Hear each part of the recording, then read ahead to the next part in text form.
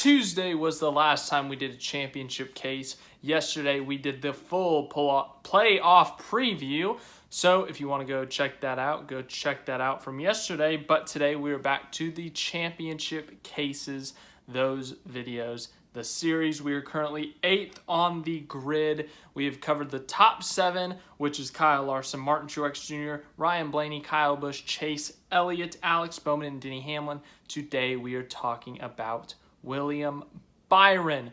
Byron, driver of the number 24, the famous number 24, of course.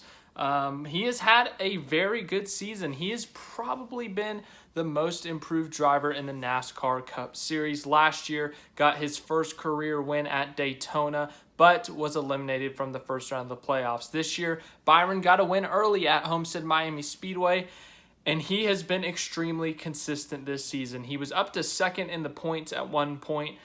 Finished somewhere in the top 6 in points this year. Had a long run of top 10s. I want to say 10 or 11 consecutive top 10s early in the season. He's cooled down a bit the second half of the regular season, but he has still done extremely well this year. He is having his best year of his career by far. So, as I said, that one win was at Homestead Miami Speedway. He is currently at 9 top 5, 16 top 10s, is on 276 laps. So, as I said, a good solid season. He's won 3 stages this season, has 14 playoff points. So, let's talk about him. Let's look at the NASCAR playoff schedule, look at his chances of making it to the Championship 4, and talk about how he can do it. The first round, I believe he will make it through. If he had more playoff points, I would be 100% confident. But even without them, I'm pretty confident. He is consistent. He has been good this year. So, yeah, I think he'll do fine at these racetracks. This is the round he got eliminated in last year. And, you know, it was this same round, same racetrack, same races. So, you know, that I guess it concerns me a bit. But that team has significantly improved since last year. So I am not too concerned about this first round. Darlington, Richmond, and Bristol, I think he will do good enough there to advance. Just like I said with some of the other guys like Hamlin, Bowman, even some of the guys that are currently in the top of the points like Elliott, Kyle Busch, Martin Truex Jr., Blaney. More playoff points. You need as many playoff points as possible, whether it comes from a win, whether it comes from stage wins. You need as many playoff points as possible to advance through the NASCAR Cup Series playoffs, and Byron needs some of those because after this first round, he will be in a tight gap to advance through the round of 12 to the round of 8, and then also from the round of 8 to the Championship 4, he will most likely be in a deficit. So, yeah, you need more of those playoff points. Second round, it's a wild card round, but Las Vegas, Byron did good at in the spring, led some laps in that race, got a top 10 finish, so that could be a good racetrack for him. Hope that some others have problems maybe, hope that he can run consistently enough in the top 10 that he can collect some stage points.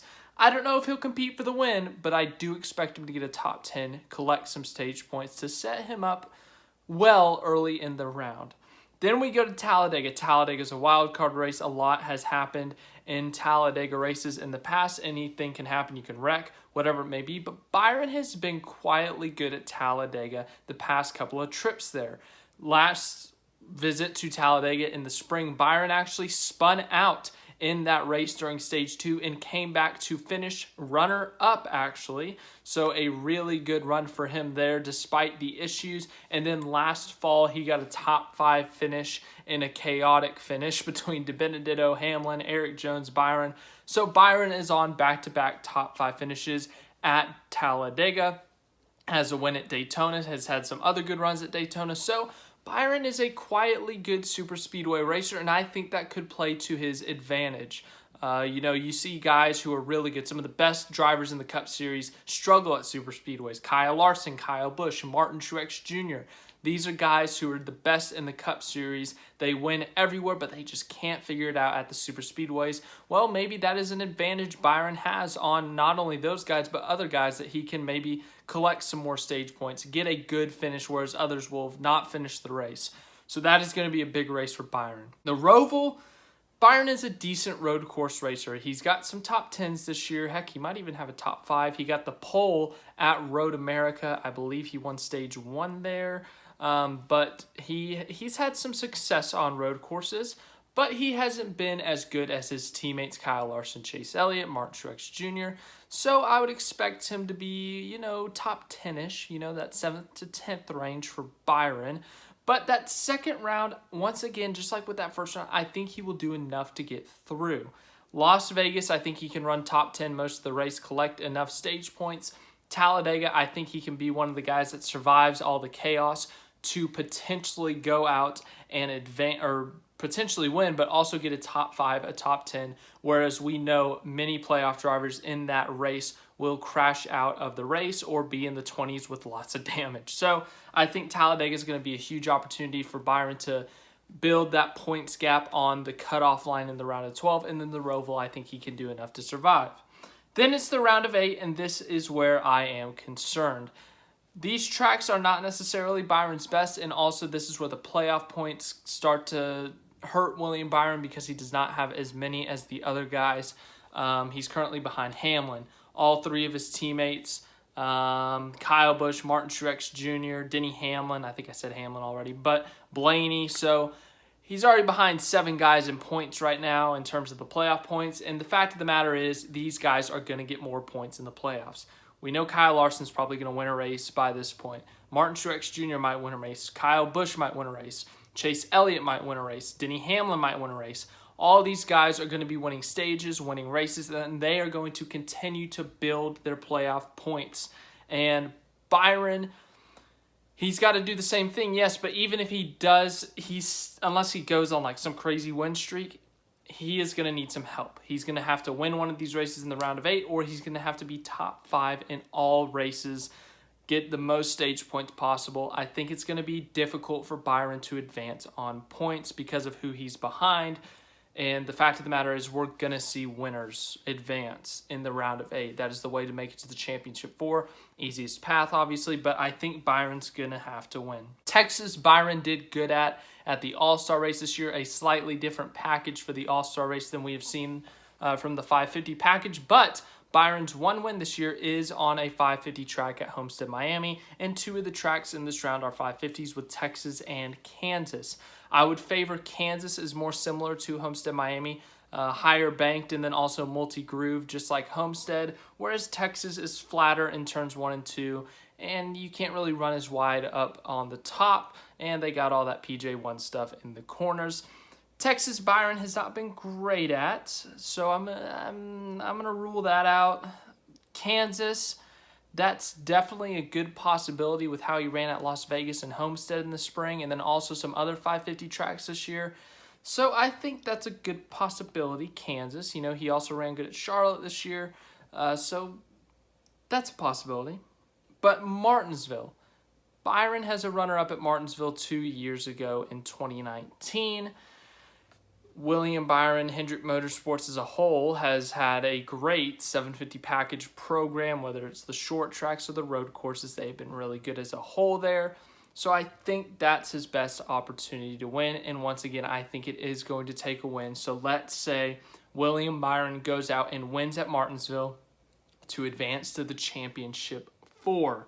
We go to Phoenix. Phoenix is a championship race. He's going to be up against tough competition. He is going to be the underdog if he makes the championship 4. Guys like Larson, Kyle Busch, Truex, Hamlin, Elliott, Blaney, those guys would be the favorites in a championship race. Byron would be the underdog. I think he's got speed, but compared to those guys that I just said, I do not think he's going to have that speed. So they may have to do some strategy call. They may have to do something different, but it's a championship race. Chaos happens. Late race caution could set something up for them.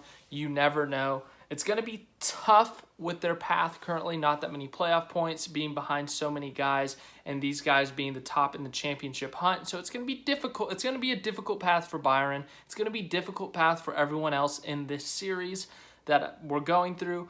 But I would say out of the remaining guys, I think Byron has one of the highest possibilities. So, yeah. And to wrap up this video, First round, I'm not too concerned about. Despite his struggles in the first round last year, I think he gets through this year. He is consistent enough. The second round is better suited for Byron. He's done really well at Talladega in the recent runnings at that racetrack. And the Roval, I think he can do good enough to advance himself. The round of 8, I do think will come down to a must-win for Byron. He doesn't have the points. I don't know if he can do good enough at Texas and Kansas if he doesn't win there.